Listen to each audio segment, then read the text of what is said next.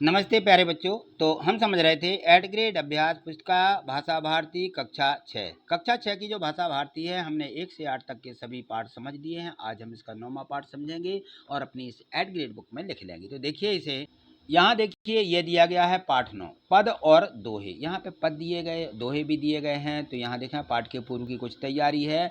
तो इसमें जो है मीराबाई दोहे इनके पद हैं, कबीरदास जी के दोहे, रहीम के दोहे, ये सभी इनके दोहों के माध्यम से आज हम इस पाठ में समझेंगे और इसको हम अच्छे से याद भी कर लेंगे, क्योंकि ये पाठ जो है यहाँ देखिए इसमें बहुविकल्पीय प्रश्न दिए गए हैं। सबसे पहले तो इसके विलोम शब्द, पर्यायवाची शब्द, इन सब का हम अध्ययन करेंगे। तो हमसे जो है ना कोई भी पद या दोहे रहते हैं उनका हम अर्थ समझ लेंगे, है ना। तो यहाँ देखें सबसे पहले इसमें दिए गए हैं बहुविकल्पीय प्रश्न, और प्रश्न एक दिया गया है कि चंदन विष व्यापत नहीं लिपटे रहत भुजंग। ये दोहा है। क्या है ये दोहा। तो ये दोहा किसने लिखा है ये पूछा जा रहा है। तो ये दोहा रहीम कवि का है कि चंदन विष व्यापत नहीं लिपटे रहत भुजंग, ठीक है ना। आगे देखें प्रश्न दूसरा दिया गया है। इसमें दिया है कि काल करे सो आज कर, आज करे सो अब, है ना। इस पंक्ति में कब करने को कहा गया है। ये जो यहाँ पे पंक्ति दी गई है, इस पंक्ति में कहा है कि काल करें सो आज कर, ठीक है ना। इस प्रकार की ये जो पंक्ति है, तो इसमें कब करने को कहा गया है। तो इसमें कहा गया है कि काल करे सो आज कर, माने अभी कर, अभी माने वर्तमान में, ठीक है ना। तो यहाँ इसका हो जाएगा वर्तमान में बताया जा रहा है।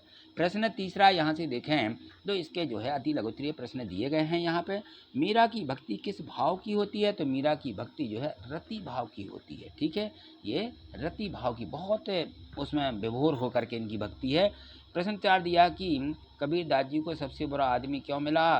तो तुलसीदास जी कहते हैं कि वे स्वयं ही सबसे बुरे आदमी हैं, इसलिए उन्होंने देखा बुरा जो देखन में चला, है ना। ये दोहा है, बुरा जो देखन में चला बुरा न मिलिया कोई, है ना। जो दिल खोजा अपना मुझसे बुरा न कोई, ये दोहा है। तो उसी में तुलसीदास जी ने स्वयं को, अपने को पहचान लिया कि मैं ही दुनिया में बुरा हूँ, कोई दुनिया में बुरा नहीं होता। यदि हम अच्छे हैं तो दुनिया अच्छी होती है, ठीक। यहाँ पर देखिए प्रश्न 5 है लाज। इस शब्द का अर्थ लिखकर वाक्य में प्रयोग कीजिए। तो लाज यानी होती है शर्म, क्या बोलते हैं ना, लाज नहीं आती आपको, यानी शर्म, है ना। तो इसका वाक्य में प्रयोग किस प्रकार से करेंगे। यहाँ देखिए, अच्छा कार्य करने में हमें लाज नहीं आनी चाहिए, ठीक। इस प्रकार से हम इसका वाक्य बना लेंगे। यहाँ देखें प्रश्न 6 दिया गया है कि कबीर ने किन 2 बातों को सीख अपने दोहों में दी है। जो कबीर हैं उन्होंने कहा है कि भूखी को भीख दो, जो भूखा है उसको क्या दो, उसको भीख दे दो, भूखे को भीख दो। भूखे भी लिख सकते हो, भूखी नहीं। यहाँ पे अच्छा शब्द है भूखे, तो यहाँ पे भूखे की जगह हम क्या कर दे, भूखी की जगह भूखे, या भूखी भी सही शब्द है। तो इसमें हो जाएगा भूखे को क्या दो, भीख दो। और नंबर 2 में लिख देंगे हम कि ईश्वर की भक्ति पूरे मन से करो, है ना। तो ये 2 प्रकार की सीख किसने दी है, कबीरदास जी ने दी है। चलिए अगला प्रश्न देखिए, 7वां प्रश्न है। यहाँ देखिए प्रश्न 7, यहाँ से लघुत्तरीय प्रश्न दिए गए हैं। रहीम ने उत्तम प्रकृति और कुसंगति की बात किस दोहे में कही है। उस दोहे को यहाँ पे लिखिए। तो उन्होंने कहा है कि जो रहीम उत्तम प्रकृति का करी सकत कुसंग, और चंदन विष व्यापे नहीं लिपटे रहत भुजंग। तो जो रहीम कवि हैं वो कह रहे हैं कि जिसकी प्रकृति अच्छी है उसके साथ कोई कुसंगति वाला मिल जाए तो उसको बिगाड़ नहीं सकता है। जिस प्रकार से वनों में देखा होगा कि जो विषैले सर्प रहते हैं वो चंदन के पेड़ों पर लिपटे रहते हैं, लेकिन चंदन का कुछ नहीं कर पाते हैं। तो इस प्रकार से जो है रहीम कबीरदास जी ने कुसंगति का प्रभाव यहाँ इस दोहे के माध्यम से दिखाया है। प्रश्न 8 देखिए, रहीम के अनुसार सच्चे मित्र की क्या विशेषता होनी चाहिए।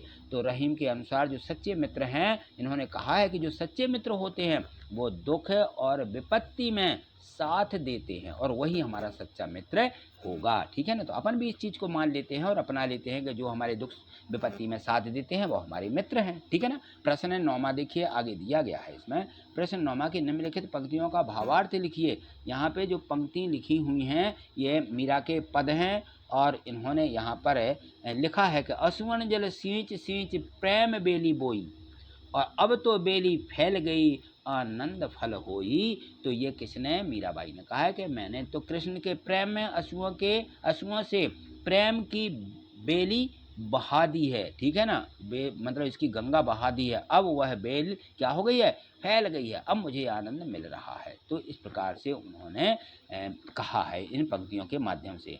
प्रश्न 10 है, कबीर ने कोई भी काम अभी करने की बात क्यों कही है?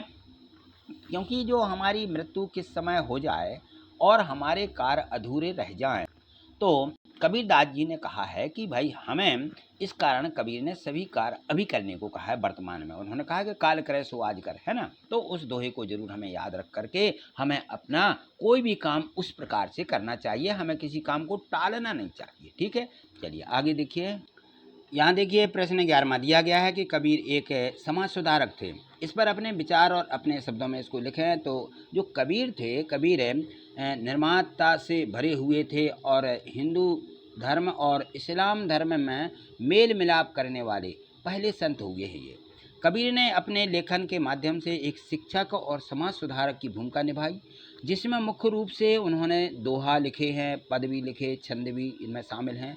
वेदांत, सूफीवाद, वैष्णववाद और नाथ संप्रदाय में उनका दृढ़ विश्वास था। तो इस प्रकार से ये समाज सुधारक रहे हैं। चलिए अगला प्रश्न देखिए, यहाँ देखिए प्रश्न 12वां है कि निम्नलिखित पंक्तियों का भावार्थ अपने शब्दों में लिखिए। यहाँ पे लिखा है कि मेरे तो गिरधर गोपाल दूसरा न कोई, जाके सिर मोर मुकट मोर पति सोई, तात मात भ्रात बंधु आपनो न कोई, और छाण दई कुल की कानी कहा करे कोई, संतन ढिंग बैठ बैठ लोक लाज खोई। मर्यादा उन्होंने खो दी और कहा है कि चुनरी के किए टूक ओढ़ लीनी लोई, और मोती मूंगे उतार अब बनमाला पोई। तो देखिए जो इन्होंने यहाँ पे मीराबाई ने जो पंक्तियाँ कही हैं, उन्होंने कहा है, वो कहती थी कि मेरे तो गिरधार कौन है, गोपाल यानी श्री कृष्ण ही सर्वस्व है, मेरे तो गिरधर वही हैं, इनके अलावा मेरा कोई नहीं है, अन्य किसी से मेरा कोई संबंध नहीं है। जिस कृष्ण के सिर पर मोर मुकुट है वही मेरा पति है।